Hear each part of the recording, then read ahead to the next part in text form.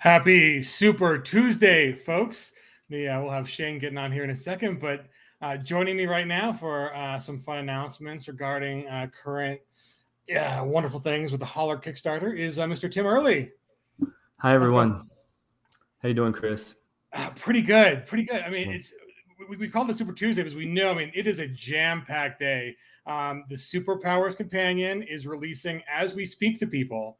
So it is out today. The alpha is out. It is getting individually emailed to folks. Our mass gifting system had a little hitch in its get up this morning. So instead of hitting one button and giving 2,000 people access, we have to go through and individually enter emails. So that's happening. Could be like Jason, Jonathan. No reason to be sad. You too will get your SPC probably during this stream, if not soon after, because we've got Jody and Christine and other folks in the background. I was doing it right before stream, sending out the SPCs. So that's a big announcement. We're happy that you guys have that in your hands to give some feedback, to get, play test that, take it out and run it through its paces. And guys, SPC is out. If you haven't gotten it yet, you will get it today. We're doing those individually, so don't worry. Don't email us yet. Give us a couple hours. But those have been steadily dripping out, and everybody got a batch. So it's not even like start of the alphabet, end of the alphabet. There's like 7 different files, and those are all coming out. And it looks like we just got Shane in too. So we will get Shane on stream in a second. But yes. Jason and Jonathan, if you're worried, man, just like PM me your email at PEG, and I might add you to higher on my list. But so let's see what other good news, guys. So Shane's here. Let's add Shane. What's going on? Welcome aboard, Shane. Sure. Hey, friends. So people are excited. The SPC is out. That's got to be a load off your shoulders, amigo. You have no idea.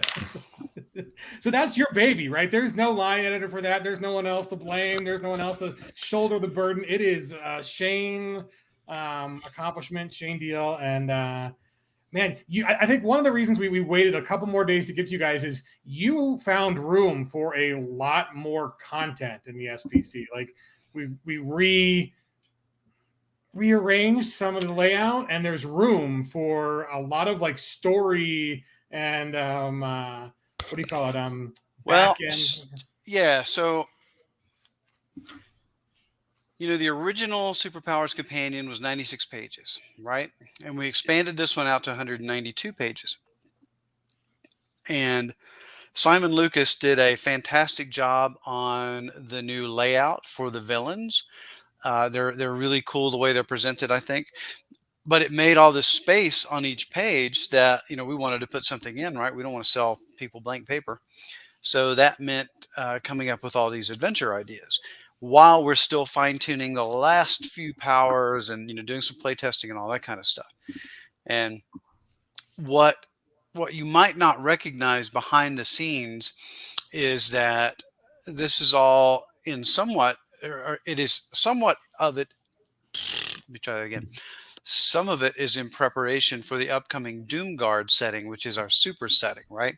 Necessary Evil will be a part of that setting. It happened in the past, even though we're still exploring Necessary Evil in upcoming books.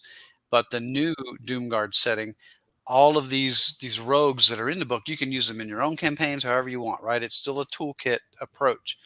But they have backstories that are interconnected and tell kind of a big sweeping Marvel DC-esque kind of story as well as the Doomguard themselves, like where their bases are, how they operate, who their key members are, that kind of thing.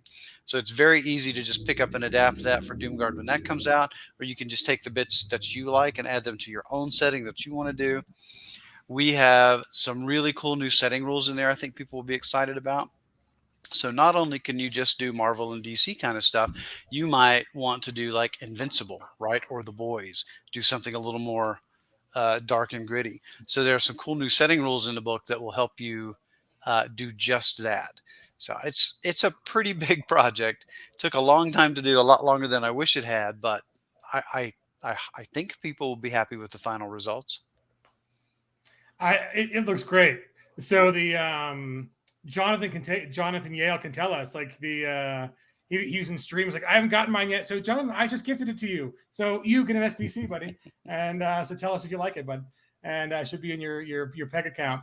But it is exciting to get that out. I mean, the anticipation for that's been fantastic. We've really taken advantage of crowdfunding on our own platform for that, and being able to, give you guys access to the things we normally reserve to pledge managers, and you should be able to do it on our own site. It's great, and we are definitely adding functionality to our own site. I mean, this morning we're giving out the SPCs, and it's trickier than you guys think. I mean, one of the things is that, like, we still want to keep your orders live so that they can be added to later, and that the real books haven't been shipped yet, but we also want to deliver to you the products now. And the off the shelf shopping cart software doesn't do that. So we've got a team of guys doing coding behind the scenes and making sure that all of that is working well. And so all those are coming to you by hand today. So we are getting those out. So enjoy the SPC. But even bigger news. The SPC is huge news. So also cool big news, and this features Tim, is the next stretch goal on the Kickstarter are these great scene setters. We'll get to those in a second because those are cool. Mm-hmm. But I think we should not bury the lead. The once in a blue moon limited edition leatherette hardcover option for Holler. How'd that come about? Why are we doing that? It is a full moon today. So are we crazy for doing this? Everybody who's at the boss of the Holler level is getting one for free. Like, Shane, man, you're giving away the store, bud. But it's pretty amazing. So talk about that, guys. I'll talk about the production side, Tim, and then you can take it from there. But okay. We knew Holler was something really special. That's why we asked Tim if we could license it and play in his world.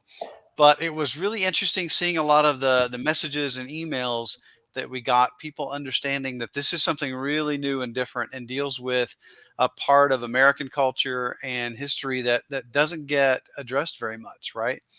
And as I've said in previous interviews, I think what's really special about it is you will feel the real history of that period and that time, the Matewan Appalachian labor strike, labor shortage, labor violence issues in the story, but with this fairy tale magical coating over it that makes it really palatable and fun.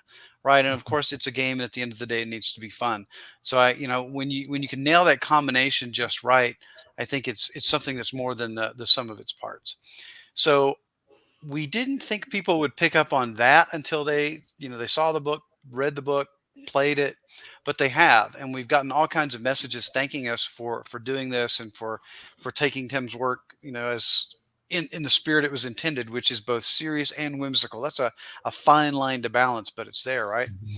So we really wanted to do something special, but we needed to make sure we could get around the 60, 70K range before we could really make it happen. And we weren't sure we were going to do that. We never take it for granted. We never assume anything's going to be successful, whether it's something, I wrote or Tim wrote or anybody.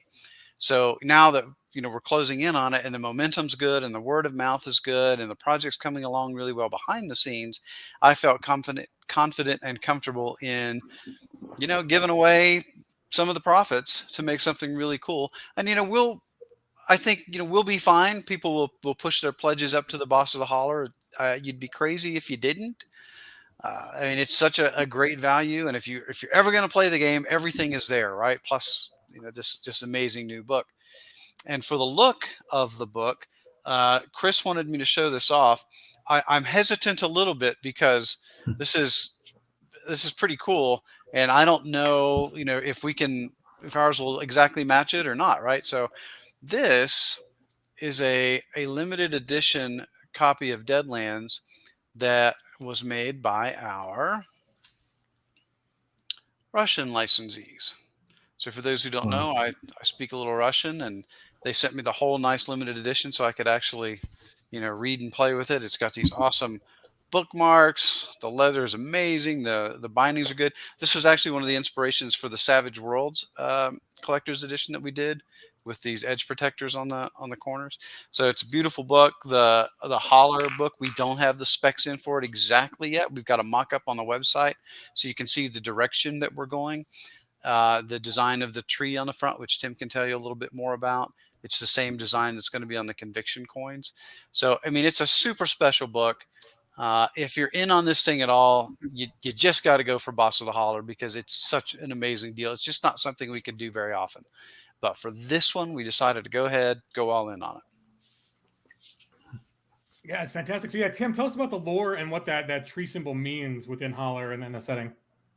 Well, there's a lot of trees in Holler. The mountains have not been deforested, right? So you're a lot of woodland adventure to be had. And there's some special like talismanic trees called boogeyman trees, right, that are scattered about the landscape, and various factions sometimes compete over these boogeyman trees. And so they're imbued with arcane power. It's sort of equivalent to like a world tree in Norse mythology, Celtic mythology, and it's sort of Holler's version of the world tree. So it's a symbol of power, regeneration, growth, nature, right? And so it's in opposition to the big boys' industrial machine, which wants to plow everything under. And so the resistance, the coalition, has adopted it as one of their symbols of hope, right, against the big boys. So that's the relevance of the tree design. And having the leatherette version, I think, is super cool. I was thrilled when I heard of it, this idea. I'm a literature professor. I love books. I'm a bibliophile.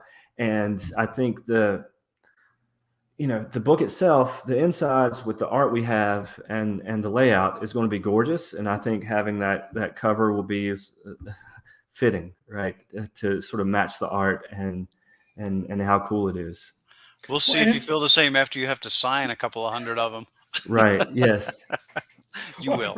Right. And Tim's like, I'll make the drive to Knoxville. I'll do it. And I'm like, man, your hand's going to be. Jody and Shane and Clint went through. How many pens did you guys go through on the suede? I mean, a whole box. Right? I don't know, but it was a pack for sure. And maybe, and I brought some with me too. So we went through quite a few, but that was 2,000, I think. That was a bunch. I mean, even just at our Deadwood celebration, you guys went through, I think, at least 2 or 3 apiece of the silver, gold, and black pens, signing the posters, the special edition posters. But so Tim, like in Holler, there are trees that can kill you, and not just in like the M. Night Shyamalan like allergies, pollen way. Like legit, you can get stepped on by some trees, right? Oh yeah, there's these creatures called pinies. And a normal everyday piney, relatively small, 3 or 4 feet high. They tend to travel in packs. They like to dance. They like to sing. They like to kidnap innocent people and turn them into more pinies, right? And they have little rituals for that. And they carry little brooms through the forest and sweep up the pine needles. So there's a lot of small pinies. There's also an enormous piney called the piney king. Size 7, for those who know what that means in game terms. I imagine our audience knows, right? So he's enormous and, huge, in fact. Huge, in fact. Yes, huge. Capital H. Yes. And they have possession of one such boogeyman tree, right? And it may be one of your jobs in an adventure to try to free that boogeyman tree from the pinies. So yeah, a lot of trees. And we're working now. I mean, Jess is hard on the case to see if we can even make a pawn of that gigantic. I mean, no promises, people. It might not fit on the sheet, but we are trying because that would be the biggest pawn we have ever done. And we know you love the pawns, so that is in the works. We're trying hard on that. But yeah, so we're almost at just over 50,000 on the campaign now. 467 backers, guys. Thank you. That's an amazing number. Super inspiring. We hope you guys. The other pledge level, a stretch goal that we just unlocked, are the scene setters. So Shane, why don't you tell us a little bit about what scene setters are and kind of the idea? I mean, these kind of debuted at the Deadwood event. I know that you and Donald had some that you guys had made up for your Deadlands games, and they work so well. We thought, hey, maybe this is a new thing we can do for folks. So Yeah, so 25 years ago, I was writing Deadlands, and I lived in Virginia. So I had written tons or watched tons of Western movies, but I didn't have any great pictures of what the landscape looked like and so on, other than what was in my head. And I thought, it would be so great when I'm writing this adventure and trying to imagine what this map might be like, and what's the verticality of it, what does Ambush Pass look like, how high up are the bad guys that are trying to bushwhack you, and all this. And I thought it'd be so cool if we had people across the West, customers, fans, friends, take pictures and send them in to us and show us, these are the Devil's Post piles. This is Devil's Tower. This is all these cool terrain features that you've seen in a book, but in a way that would kind of make sense for the GM to show you the picture and say, you're here and you're approaching it. How do you want to, how do you want to get up to the bandit camp or whatever?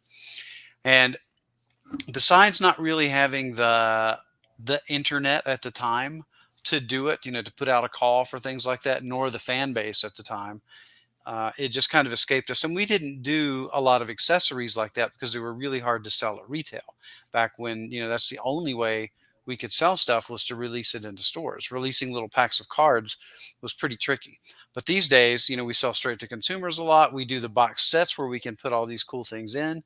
So after using them recently in a virtual tabletop game with some really cool players I hope to tell everybody about someday, they just loved them, and it really helped set the scene, hence the name, and help everyone imagine where they were at, and do a little bit more than say I swing my sword or I shoot my gun. I'm going to get behind this rock, and I'm going to try to get the sun to my back, and that kind of stuff. So Don made up some sample ones for our Deadwood 25th anniversary celebration in South Dakota that Chris put together, and kind of proved the concept, and they were fantastic. And we said, hey, let's do these, and if we can get to a certain level in Holler, let's add them there. And we did, or are. Yeah, and that's kind of part of a new. I mean, we've gotten a lot of great feedback from customers over the last several campaigns on the extras we're doing because of these Kickstarters and crowdfunders.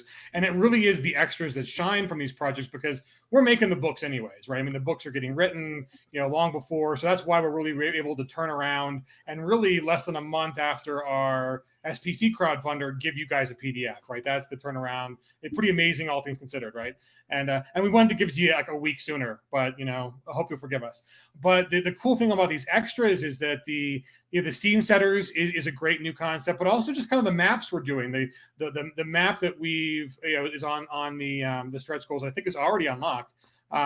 Is more of like an isometric map, right? So it's a map that you can use not necessarily to put miniatures on and do tactical combat, but to help you tell the story and think about the space you guys are going to be in on a little bigger scale, a different scale. And on that note, we just got in the Speakeasy Gouging Circle map today from Alita. Oh my God, it's gorgeous. You're going to love it.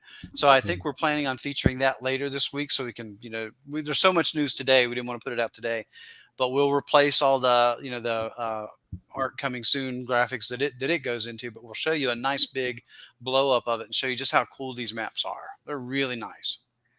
Yeah, Alita's done an amazing job on those, and I mean, that's just it's exciting as a game master. It does open up more, checking the boxes for different play styles, right? Like there's not just tactical and theater of the mind. Savage Worlds rules run the gambit. We've got all of those toolbox options for how you guys want to run the games, and so now we're giving you visual aids for all the gambit, right? That's a great point, right? Because it's not just here's the map, you need the pawns, and you need to act out every turn tactically and so forth. I don't do that most of the time in my games. I'm very freeform. I love that it's there when I need it or want it, and I've talked about that before. But just throwing out this map and saying you're in the Speakeasy, and giving people, especially in our international players, an idea what the heck's a speakeasy, what's a gouging circle, right? And they get kind of an idea of the scale and what all things might be there that they can use in their narration of the game and their characters' actions, and that's a huge deal. I think it's, yeah, particularly important for Holler, like Shane said, with some of our international customers and other folks who just aren't from the region. I've had a few people say to me, well, I don't know much about Appalachia. Could I still play this game and have fun and know enough about it to run a session? And I'm like, absolutely. Like, through the adventures, through the characters, through the archetypes, through the bestiary, through some of the background places that we give you and the folk customs, all those things, like, through the text, give it to you. But having those scene setters, you'll see what a coal tipple looks like. You'll see what a functional moonshine still looks like. What does the inside of a textile plant look like? What does a weave room look like? And so you can see those things and sort of imaginatively engage in sort of a conceptual, abstract way, and then you can translate that into, like, in-game details as well. And so, yeah, we're going to have the Ashdown map is isometric, so it can really give you, like, really evocative feeling. Ashdown is like he's a mad genius inventor, and so the textile mill he runs is sort of haphazard, ramshackle. He's always trying to invent new machines, but they always don't work so well, and that usually creates danger for the workers, right? So you'll get to see, like, his mind sort of projected onto that town. This is the Deadwood map that we used for Deadlands, and we used it a lot at the. I'm sorry, I'm not allowed to focus here.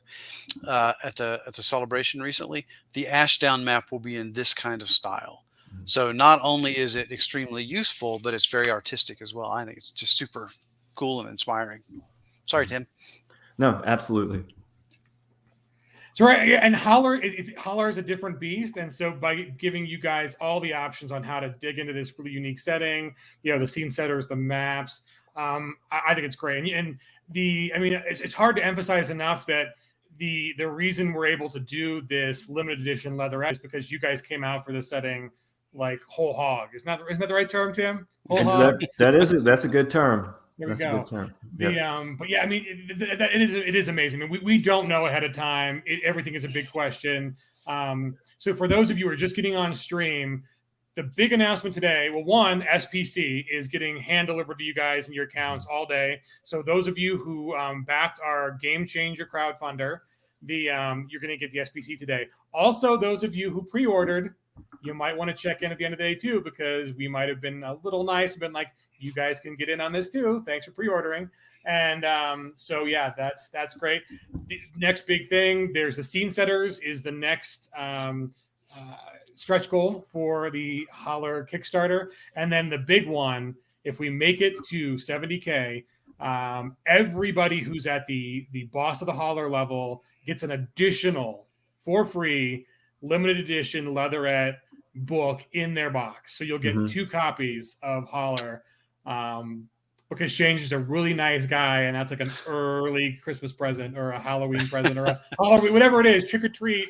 Here's your leatherette, and it's gorgeous and it's limited edition. So I really hope we get there, guys. I know the comments, people are like, I just upgraded, you just sold me on it. There we go. Yeah. So guys, I mean, and that's really the point, is we know you guys love this setting as much as we are loving bringing it to you. It is really special. We're probably not going to get fake human skin, but it's definitely fake skin. And it's not the Necronomicon, but it's really special. And it's, Tim's an artist, right, guys? I mean, Shane's an artist too. So there are those of us who are celebs, and then there's those of us who are artists. And between the two of them, this Kickstarter has gone amazing. We're super glad that you guys have backed it. And so yeah, the big announcement is that if we make it to 70K, which we hope we will, I mean, we've got days to do it. And so guys, if you're thinking about it, if you're thinking about going from the box set to the Boss of the Holler box set, super. I mean, that's a gimme value. I mean, I think the add-on price alone is going to be pretty steep. If you're not in that Boss of the Holler box set and you just want an extra copy of the leatherette, we kind of have to charge the limited edition prices for it. So sorry, get the box, man. Get the box. It's a deal. Yeah, and it's not just the cost of the book, right? I mean, we're going to incur extra shipping charges for it, because you said in the box, but what we mean is in your package, right? It's not in the box set that you'll get. That has, the room for, what we put in it and a little bit more, not for this big, thick, limited edition. So, we got to up our box size. We got to pay extra shipping. There's all those ramifications for this too. But like I said, we believe in it. We want to give it the jump start booster that it deserves. And I like your term, Chris, of an early Christmas present. So. Right. Yeah. So yeah, I promised we'd only go for half an hour because we all got to get back to work. So let's take some questions from the audience. Let's see. Lord Mog mentions, so Lord Mog's already dug into the SPC and has checked out the super vehicles section. Awesome. Yes, the super vehicles are really cool. We are glad that we had the space to bring you those. Hopefully we can fit those on the pawn sheets too. Let's see. Question from Silkworm. Yes. SPC pre-orders. If you missed our game changer, you too can get in on the fun of the SPC. So that will be happening. Let's see. Any other good questions do we need to throw out for you guys? Yes, double the size, double the fun. So get in on the Boss of the Holler level. You will get 2 books more for less than the price of 1, guys. Let's see. What other good stuff? Here's one for Shane. In the swag program. So will swag products be allowed to reference the new Superpowers companion? Yes. I think, yeah, it's not IP, which is a good question since we did build in some of the Doomguard stuff to it. So we'll have to be, that's a great question. I'm glad you brought it up. We'll have to get more specific about that. You can certainly address, the rules and the setting rules and all that kind of stuff. We'll need to think about, can you reference Doomguard and those kinds of things. We hadn't really thought anybody would want to necessarily. So let us put some thought into that. That's a good answer. Another one for Shane from Tim Smith. Tim Smith's working on a cyberpunk setting and wants to use the SPC to do cyberware. Any tips or tricks? Yeah, I think it would be easy just to say characters have X amount of superpower points to buy cyberware with, and that's just the trapping of it. Super easy. And then if you want to add like a stress mechanic or a cyber psychosis or something like that, to get kind of a Shadowrun vibe or something, you could easily do that too. There we go. Easy. People are loving the mock-up. Yeah, the sample from the Ruskies is gorgeous, and so we want to definitely strive for that. How's it going, Carl? Carl's in chat. Gotta say hi to Carl. Carl's done amazing work on Holler. I mean, I don't think we'd be here today if Carl didn't make that really stunning, evocative early art for it. So thank you, buddy. Carl. Oh my God, yes, people agree, Shane. They love the leatherette version. They're all over it. And I want to make that drive from Asheville to Knoxville because it's beautiful to sign in the Knoxville warehouse. And, I was thinking if this is okay, Shane, like doing a little insert of maybe some original Holler folk sayings for everybody as I'm signing. I just pop them in there. Maybe a original murder ballad, maybe like a little mini short story, and just like drop them into that leather book before it ships out. Totally up to you, buddy. I think everybody would appreciate it. I know I want one in mine. All right. Yeah. We were talking last night. He's like, "I'll do a customized saying for everyone." I'm like, "Oh my God, you're gonna be living in that warehouse, sir." I'll just put them all together. Yeah. I would do that ahead of time, but yeah, I think so. And they don't have to be custom for everybody, man. There's going to be so many backers for this. There's already almost 500, so just budget your time, amigo. Budget your time. Okay. Christian, they will be in your PEG account. The SBCs, they will be in your PEG account sometime today if they aren't there already. We've got a team of 4 already working on it, and when I get off stream, it'll be a team of 5. So those are going out individually as we speak. Omega Flame Twin, right? Omega Flame Twin is sold on the Boss of the Holler level. Thank you for upgrading. We appreciate that. And here we go, Shane. So Shane, you're a little behind on the Holler. Way behind. Oh, I don't have my column today, Chris. I just have to do it way behind. We can't catch up with Tim, but I mean, no. Shane looks good with a beard. Shane could rock a little. Have you had a beard, Shane, before? Yeah, but I was just so manly it intimidated everyone. I don't know. Yeah. You can honestly, because it comes in blonde, and you can barely see it. It's a light brownish blonde kind of thing. You can barely see it on camera when I have it, but yeah, I do on occasion. They're itchy though. I don't like them. Oh man, you get past the itchy stage. And then I hear that, but then I look at You guys, no. Well, that's the problem is you see being a supervillain, just being able to to do the supervillain stroke is fantastic. You're such a white hat that maybe it's just you got to be Mr. Clean Shaven. I just had Indian food for lunch too, and my beard would be full of chicken tikka masala sauce. So someone did watch me eat it at Holler or at Deadwood. There we go. Yes, yes. Let's see. Oh, Tim, this one's for you. Tell us about on Holler for people who haven't backed yet. Concept of the game and like what time period is it realistic? All that stuff. So pitch us on the setting. Buddy. So it's a mythical version of Appalachia. It's like dripping with Appalachian culture and folklore, but it's not set in Kentucky, West Virginia, North Carolina, South Carolina. It's like a mythical version of the Holler. I wanted to give myself sort of as much creative freedom as possible, and that was one way to do it. It's set in the 1920s, 1930s, roughly, but I do go a little bit forward in time or a little bit back in time anachronistically to just get cool things into the setting, right? So it's a negotiation, but around, if you think 1930s, Depression era, when you come in to run the game, play the game, you'll be in good shape. Yeah, and a great comment from Tim Smith. He mentions that he's not into pure horror, and the early art, early design definitely was very pure horror. We mentioned on the last stream. If you guys haven't seen the last stream, go check out our Twitch video on demand. Oh, and hey, we're at 999 backers on Twitch. So one of you lucky people, one of you luckers. That's a new word. Careful there. Careful. Didn't say it. Can go and back at our twitch.tv/PEG and be backer number or supporter, follower, friend, savage number 1000. So do that today and we'll make another milestone. Other big news, because we're not going to be able to talk about it much.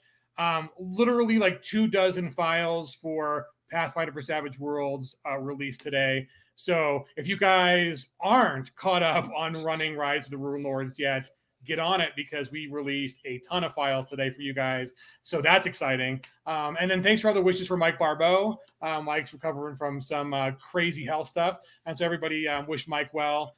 He's doing great. We're sending him some gelato. And he's doing great on the next Pathfinder project. But the one we already did is it's coming to you guys. It's about to get on a boat. We're close. Oh, and ETU is shipping. ETU literally is showing up.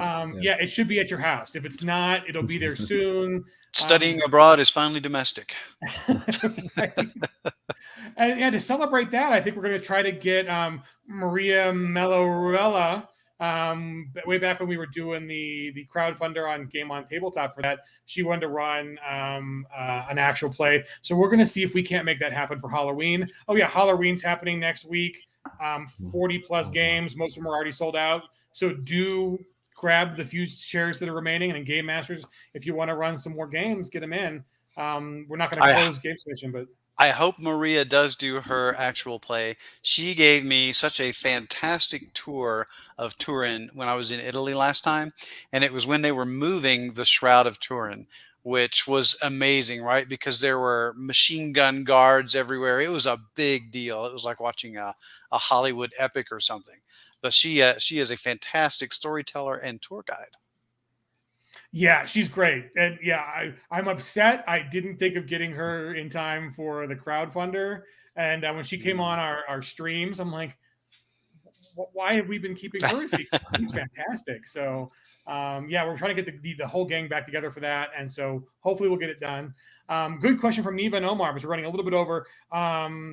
Let's see. Oh, no, here we go. From Kevin. If you pre-order the Superpowers Companion today, can we still get the alpha? Answer is yes. And thanks Jody for that, because she is working her little nails off. Jody, Christine, Sarah, a couple of people are literally making they're working their fingers to the bone, getting those to you guys. So yes, if you do want to get on the SBC, you can pre-order it today, peginc.com. Click at the top, Superpowers Companion. It'll take you to the pre-order page. Click on order, and then sometime soon, because we've already taken the list out, but we will get them to you. You will get the alpha on that. So yes, that is a go. Let's see. Other questions we got to answer before we pop up stream, because I promised to get Shane back to working and Tim back to working. While you're looking, Tim, did you have anything you wanted to add or say? I think I cut you off earlier and want to make sure. You didn't, Shane. I was talking about like the Ashdown map and sort of the mastermind who created it, the big boy who created it, and how the look of the map sort of reflects his disordered genius. And so it's sort of a fun way where you get like a sense of a character through a map, which I think is kind of a neat thing.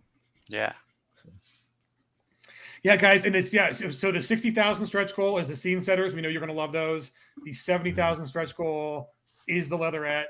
So yeah, get upgrading. Tell your friends. If you want it, you got to work for it. You're gonna have to help us spread the word and upgrade. The guys, and that's the hardest part about a project like this, right? Is that we know the Savage Worlds community was going to love this because it is Savage Worlds to its core. But we do think this can reach beyond our current user base, right? Because it's such a different property than we've ever done before. So this is one not to just share with your Savage Worlds friends. Like, get the word out to your other RPG friends, your tabletop friends, people who love everything from Cormac McCarthy to Justified. Right. Oh, Justified. Justified. You get Shane talking about Justified for the next 10 minutes. Love that show. Banshee, same kind of realm as Justified. If you guys liked Lovecraft Country on HBO, I mean, if you want to see deep American lore, I mean, what really is the American folktale heart of this country meets a playable game where you can have the access to freedom of fantasy elements, this is for you guys. So do share it with your friends. That's a great way of saying that. That's the important part, right? You need big monsters to fight to make it a fun game sometimes. I don't think Holler actually does need it, but it's so much richer with it. Real quick, since we're over already anyway, years ago I was sitting in a game developers conference meeting in San Jose, and no one knew who I was. I was just sitting in the back of the room with everybody else. And somebody said, what are the three properties that you think should be made into MMOs that haven't yet, massively multiplayer online games? And the first one somebody said was Battletech. And the second one someone was Deadlands. And I was just thrilled, right? I'm just sitting back there, just so happy somebody knew what Deadlands was. And somebody said, no, it can't be Deadlands because all you ever fight are other humans. And the guy goes, oh, no, there's all these monsters. And he just went on and on about Yetis and maze dragons and hanging judges and all this kind of stuff. And you could see everybody in the room, they just kind of started turning and listening to him and getting interested. And I think those kinds of things really, they're just so evocative and so fun, especially within the RPG experience, that I think I don't know if they're critical, but they sure are fun. And I think what you'll find in Holler is some of the best of the best. There's really neat stuff in there. And there's a free preview of some of them actually on DTRPG right now, Rawhead and Bloody Bones. Rawhead and Bloody Bones. Talk about Super Tuesday. I mean, there have been so many releases today, and we're not even done yet. Yes. So for those of you, Drive Through RPG, you can go and, oh my God, yes. Free Drive Through RPG. Oh my God, there's just so much. Tim, why don't you talk about the tone of the horror compared to Deadlands?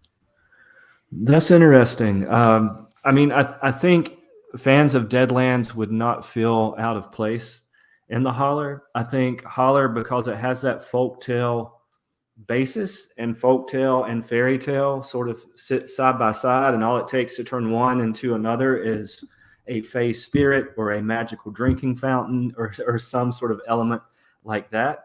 I think Holler, it maybe is a little more like folk horror / and Shane said this, like a fairy tale apocalypse, right? And it also has elements of dark fantasy mixed in. So I think that folktale, fairy tale base distinguishes it from the horror in Deadlands a bit. I think they both have that tongue-in-cheek humor too that we all love, right? Which is, I think humor is important to contrast horror. Mm-hmm. A lot of times when you'll see a common topic at conventions or books or so on is, how do I run horror games, right? And there's a lot of talk about creating the right atmosphere and the lighting and the music and all that. And they always go into this really kind of heavy stuff. But I have found the best way to do it is just tell a normal tale, have some humor, have some other moments of light. And then when you hit them with that dark stuff, the hammer comes down and the contrast is just so great. Yeah, it's hard to create like a sense of tension, unease, fear for like 4 hours at a table. Right. You're going to have action, you're going to have comedy, but you can get to those moments that are very eerie and very unnerving.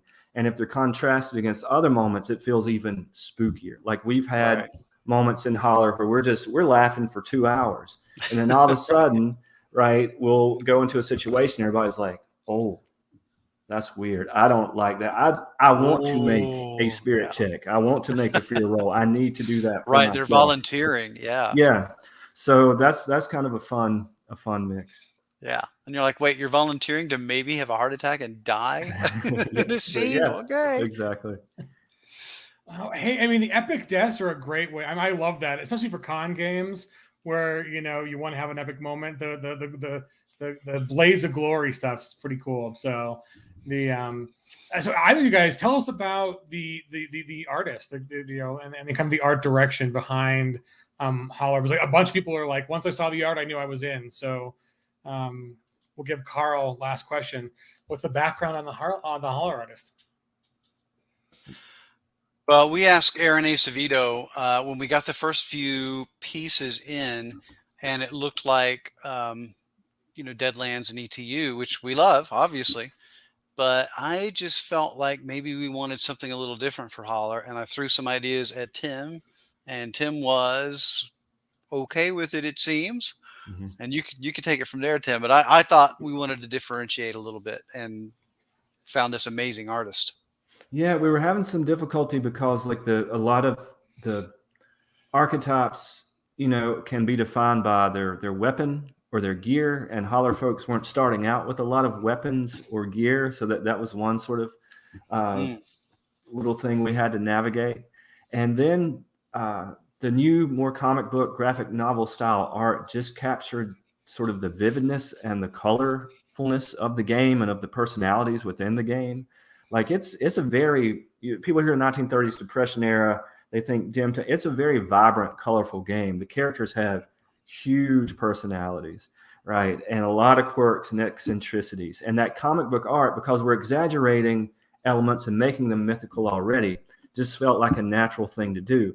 Like the miner went from just like a really strong, ripped guy to this guy he's almost like just an avatar of strength or justice, right? And I was thinking like we need like a John Henry character. And Chris, can you show it real quick? And so, John Henry wasn't a miner. He was a steel driving man, but we made him a miner in this setting. And the miner archetype is sort of our tip to John Henry. So things like that. And it just worked for like the critters and the ghost and the monsters that we have. We have cryptids in the Holler, some of them based on modern day cryptids, some of them based on older cryptids. And it was just a lot of fun seeing those come to life through Francesco's art. And we just developed like the miner archetype. If you have them handy, Chris, we could show.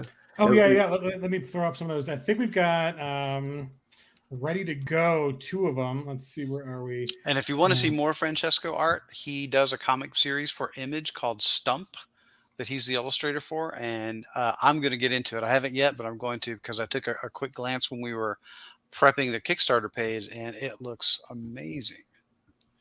So yes, on screen now we've got the Curious Youth and the Gouger, and then because the Kickstarter video has, and we'll talk to you guys.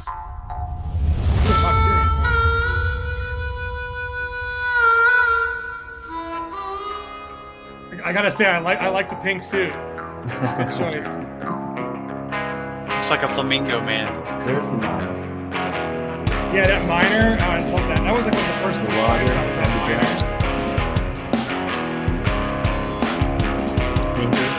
And I love Rosie the Riveter vibes from this piece of art. Like, it's just so powerful. Sure. It's like, what a great piece.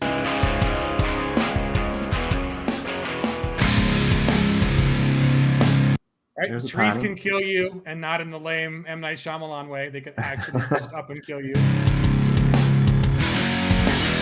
Dope Man. Appalachian 50.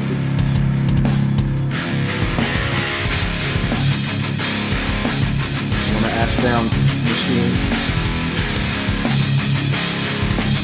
Granny Woman might be my favorite archetype. Either the Granny Woman or the Tree.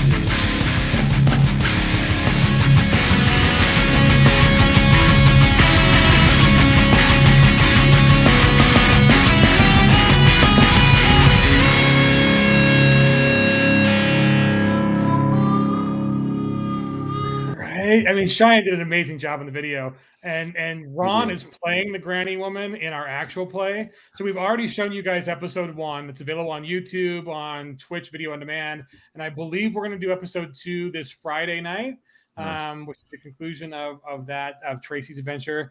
But yeah, Cheyenne did an amazing job. But yeah, the art, to me, it allows you to draw from the history, but you're not bound by, trying to be so authentic it stifles creativity and role play, and for everybody overseas, you don't have to be super enmeshed and know a lot about this world. I mean, enough is in the book, yeah, good stuff on the video. And then there's one piece of art, I've seen it. It might be my favorite monster. I don't know if we've even announced it yet, but since everybody is back so awesomely, there's a sheep squatch. I'm just putting it out there, sheep squatch, right? So maybe we'll show sheep squatch. Yeah, so fantastic. Yes. How can you not back a game that has a sheep squatch in it? Right? See, exactly. As if we didn't, as if the leatherette wasn't the biggest news today.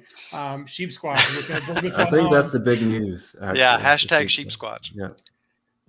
Yeah. So guys, I promised we wouldn't stay that long. These guys have to get back to work, but to sum it up, Super Tuesday, not only are you getting the Superpower Companion today, if you backed our Game Changer, it's coming. If it isn't there already, if you are a late backer, you just go and pre-order it. You will also get access to the alpha. Shane did an amazing job on that. But if there are 1 or 2 typos, thanks for letting us know. Let's see. Yeah, check out the SBC. So that's huge news. Second big news is 2 amazing stretch goals on the Holler Kickstarter. The scene setters are next at 60K and then at 70K. So work for it, share for it, upgrade for it. A free leatherette limited edition for all of the top level Boss of the Holler backers. Everybody else can do it as an add-on, but you may as well go whole hog, all the hoggas, and get the Boss of the Holler level. But you will get an additional. So you will get 2 books. You'll get the regular gorgeous hardback with that great cover in the box, and then in your package with you that you can eventually put in the box, but whatever. Small shipping difference. The that leatherette, as we're cool as could be, the even bigger Boss. Yes, a Haas Boss. That's huge. And then for same size game box, different size package that you'll get in the mail. Let's be clear. Yes. Same size box. Put the nice one in. Tim will sign them for you. And then let's see all the other things. Okay, I forgot to mention, there's a huge Deadlands Noir bundle that's gone live again today. Check our news at peginc.com for the link to that. But it's one of those great bundles where you throw like 20 some bucks and you get like all of it, and then you upgrade a little bit more and you get even more. So if you haven't done Deadlands Noir, it's a charity bundle, and the charity I believe is for the missing and exploited children. So it's a great charity cause behind that, and that hasn't been available for a couple years now. So yeah, it's been out of print for quite a while.